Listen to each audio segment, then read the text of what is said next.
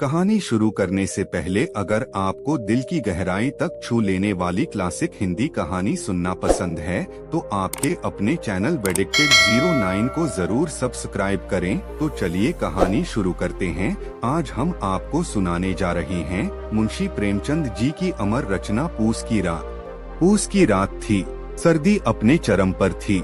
आसमान बिल्कुल साफ था, लेकिन हवा में ऐसी धार थी मानो कोई अदृश्य चाकू देह पर वार कर रहा हो। धरती से उठती ठंडी भाप शरीर को भीतर तक जमा देती थी। खेतों में ओस नहीं, बर्फ की तरह ठंडा पानी चमक रहा था। गांव के अधिकतर लोग अपने अपने घरों में दुबक चुके थे।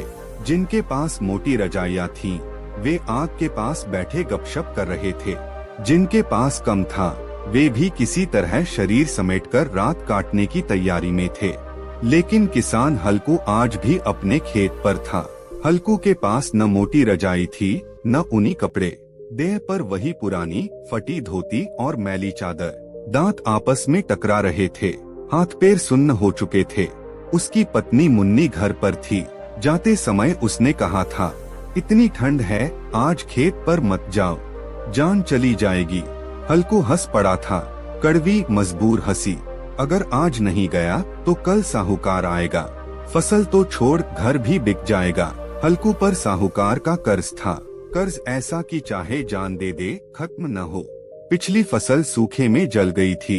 इस बार अगर नीलगाय और जानवर खेत उजाड़ दें तो बचने की कोई उम्मीद नहीं थी। हल्कू जानता था यह ठंड जानलेवा है, लेकिन वह इससे भी ज्यादा डरावनी थी भूख।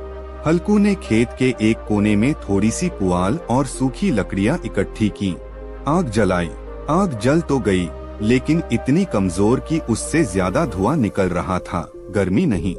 वह आग के पास बैठ गया, हाथ आगे बढ़ाए। पीठ अब भी ठंडी थी। उसके साथ था उसका कुत्ता झुनझुन। झुनझुन भी ठंड से कांप रहा था। वह हल्कू के पैरों के पास सिमट आया।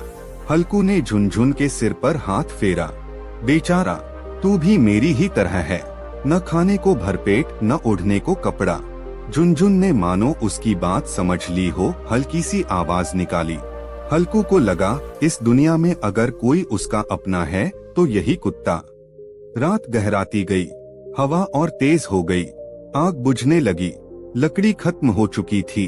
हल्कू उठा, कुछ सूखी पत्तियां ढूंढी, आग में डाली। थोड़ी देर के लिए आग फिर भड़की, लेकिन ठंड मानो उसका मजाक उड़ा रही थी। उसके पैरों में अब जान नहीं थी, उंगलियां सुन्न पड़ चुकी थीं। वह सोचने लगा, क्या सच में यह फसल मेरी है? अगर फसल बची भी तो क्या मिलेगा? आधी साहूकार ले जाएगा, आधी लगान में चली जाएगी। मेरे हिस्से क्या बचेगा? हल्कू पहली बार सोच रहा था, क्यों इतनी तकलीफ? क्या जीना सिर्फ इसी का नाम है?